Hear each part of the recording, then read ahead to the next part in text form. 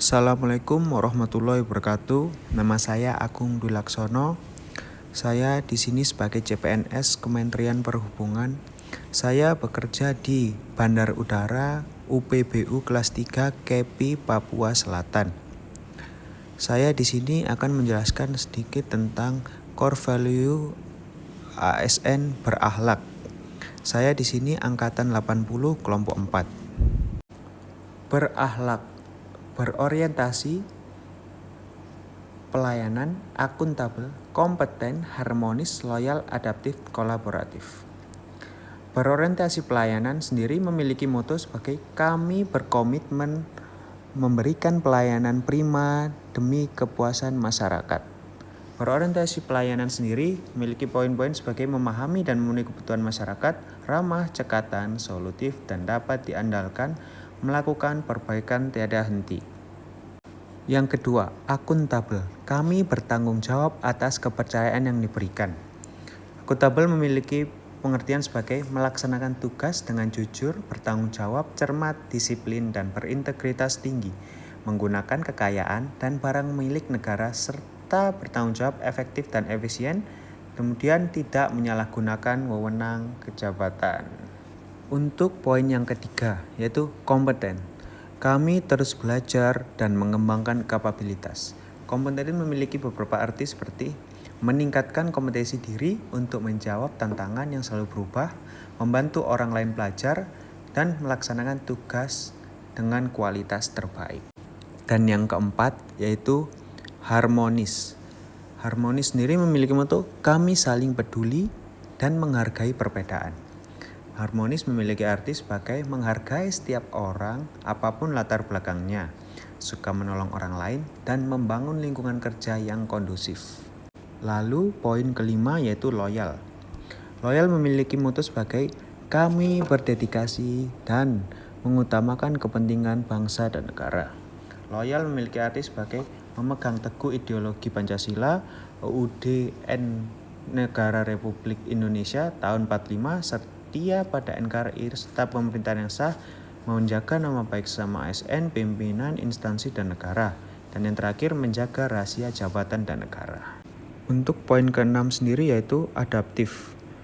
Kami terus berinovasi dan antusias dalam menggerakkan atau menghadapi perubahan.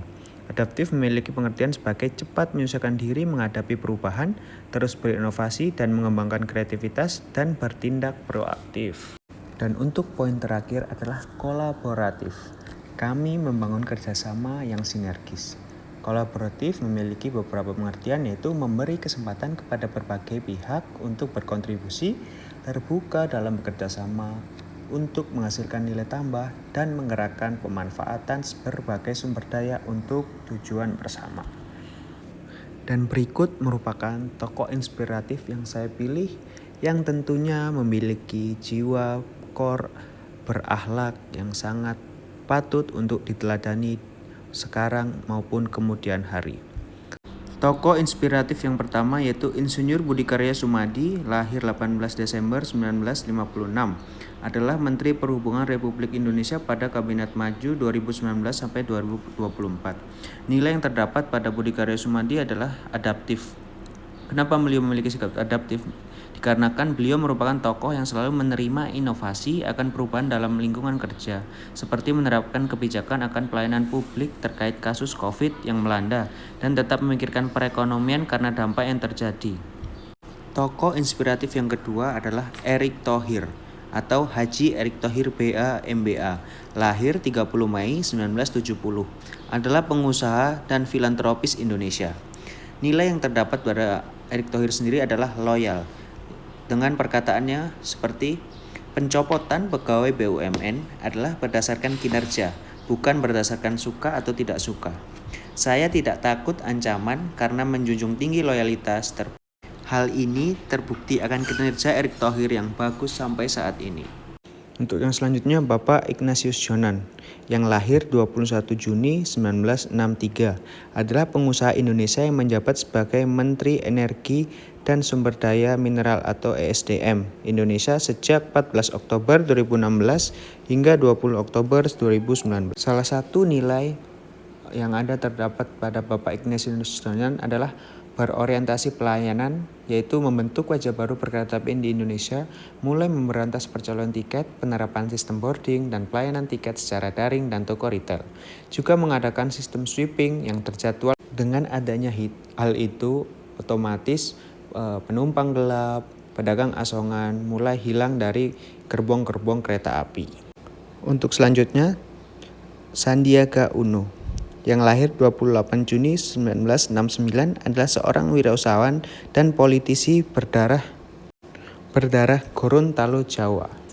Dan untuk nilai yang terkandung pada Bapak Sandiaga Uno adalah kolaboratif. Salah satunya melakukan program pendampingan desa wisata dan bekerja sama dengan 16 komunitas dan 20 perguruan tinggi yang tersebar di tanah air.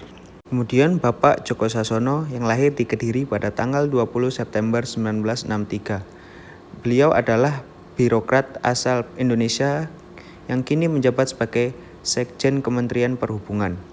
Salah satu nilai yang terkandung ataupun yang ada dalam Bapak Djoko Sasono adalah akuntabel. Selain menjadi ASN di lingkungan Kementerian Perhubungan Publik, Bapak Djoko juga menjabat kepercayaan sebagai Komisaris Utama PT Angkasa Pura I dan diangkat sebagai Komisaris Utama Perseroan karena kinerjanya yang sesuai tugas dan arahan. Lalu untuk yang keenam adalah Ibu Tri Risma Harini yang akrab disapa Bu Risma, lahir 20 November 1961.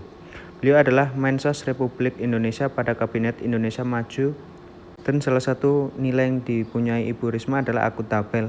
Selain bertanggung jawab dengan jabatannya, beliau juga memberitahu cara mencegah korupsi bansos yaitu dengan memperbaiki kualitas data. Adapun nilai-nilai yang Ibu Risma punya yaitu selalu jujur, cermat, dan integritas tinggi. Beliau selalu bekerja secara transparan dan tidak ditutupi.